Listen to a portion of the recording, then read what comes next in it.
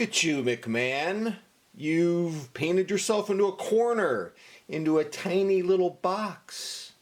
I heard the story about you. Oh, you only have 6 watches. Oh, they're all on rubber straps. Oh, they're all diver watches. Dude, your watch collection has taken a turn for the worse. You can barely breathe inside that little tiny hot box of yours. I'm surprised you're not having a claustrophobia attack. You've limited yourself, McMahon. You're a prisoner of your own rigidity, and I'm sick of it. So you're down to 6 watches. Are you serious? Look at all those mouth-watering timepieces out there screaming for your attention. How could you limit yourself to a paltry 6 watches? Oh, he's got his Seiko Captain Willard on display. I see, proud of himself. Here's what else I heard about you, McMahon. All your watches are diver watches. So not only do you only have 6 watches, they're all essentially the same watch. You've lost your way. And we're not finished with you yet. Not only is your collection pathetically small, not only are all your watches the same, you've put them all on rubber. You say you enjoy the flexibility. You can size the rubber to conform to your fluctuating wrist size without having to change the links. Oh, that's so convenient. And then I heard rumors about you. You were complaining about the weight of the steel bracelets. Oh, the weight. Like your 8-inch wrist can't handle a steel bracelet. What a baby you've become. Going for convenience, lightness.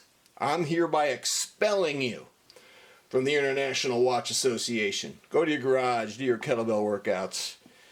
Leave us alone. So that's what I'm hearing, guys. People are very jealous, very envious of my situation. I've been castigated for finally finding peace of mind after 18 years of watch collecting. But here's what I want to tell you guys. Those of you who are angry at me for going down to 6 watches, taking all the bracelets off, have nothing but divers, here's what I want to tell you.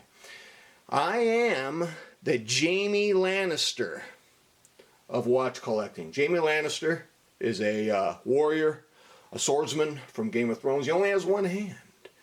And that's all I have. I only have one hand. I can only wear a watch on one hand.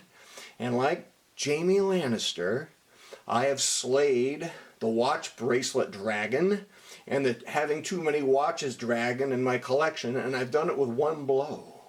I am the Jaime Lannister of watch collecting. I will not apologize for where I am. And by the way, I'm not telling anyone to follow my path, man. There's no one-size-fits-all watch collecting. So let's do the state of the collection. I mean, I only have 6 watches, so I did kind of give it, what, a 3-minute prelude, a preamble. Okay, Seiko Captain Willard. So I have to tell you, I love this watch more on the Tropic style strap. This is an FKM strap from Strap Code. Would I buy it again? No, I would not buy the strap again. It's not as comfortable as the genuine Tropic. And this quick release nonsense, there's nothing quick about it. I end up fiddling around with it just as much if it wasn't quick release. And most importantly, I don't think the quick release gives me that stability. I'm going to probably put this on like an MM300 rubber strap. I would even get a chaffle from a Strap Code, or even get a genuine black Tropic for this. But I would not buy this strap again. I had to be really careful to make sure this is in there. But I do love the look of this. And do I have any complaints about the Willard? Yeah, I mean, I have one complaint. I wish it had the loom of the first generation MM200, like the SBDC 061. I just, oh man, for a while, if this had that loom, oh man, I would be, woo, that would be crazy. So that's my first watch. Let's try something else here.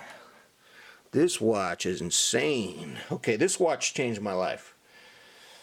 Now, by the way, to get that Willard, I traded my SPB 143 on a bracelet to John in Colorado, because he had 3 Willards. So I traded, and the only reason why I traded the 143 is because I have the SPB 147 here, and I've had this 147 on a bracelet, and I just did not like it. The magic was lost. And this whole scenario, putting this on a Tropic, this is the original Tropic, which is just, it's really the only one to get, frankly. But I mean, this made me rethink bracelets and straps. How could there be so much magic? And by the way, my brother's probably going to buy this watch soon.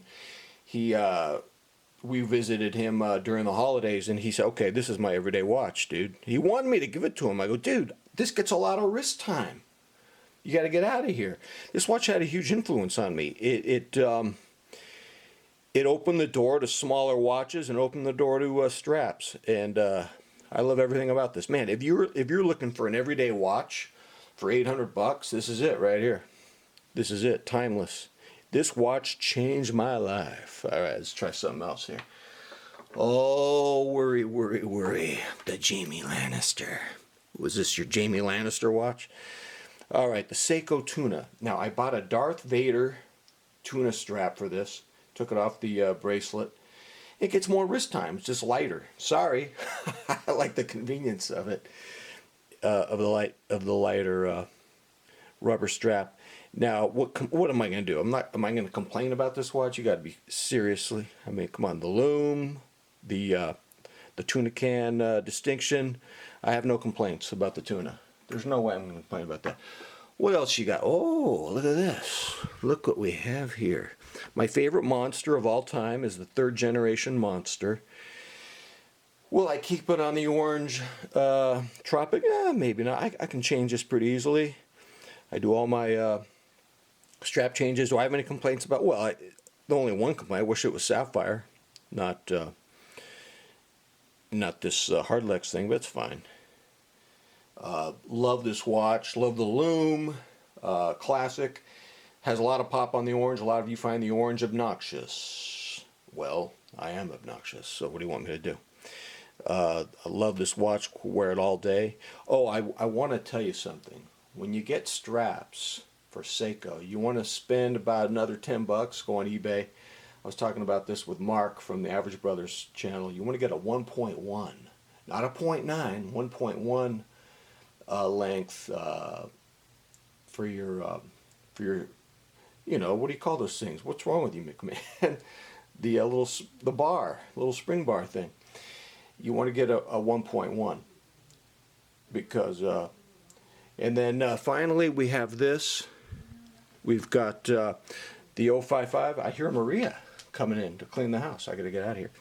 No complaints about this. This is the greatest watch I've ever had. The MM300 was more like a leather jacket that everyone wore in San Francisco. There's nothing generic or black leather jacket about this.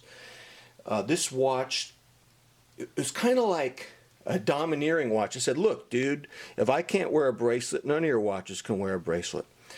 So I do have a beater watch that I got to put in before Maria comes in. This is my Retrozilla titanium, no complaints. But I just want the final image to be the 055. The most beautiful watch I've ever owned. Never thought of selling it. This watch probably is more responsible for where I am in my collecting in terms of length of the amount of watches I want, straps and so on. And it's hard to buy another watch because when I wear this, I have nowhere to go. Ladies and gentlemen, what do you think, man? Jaime Lannister? Slaying the dragons? Tell me what you think. Until next time, I'm out.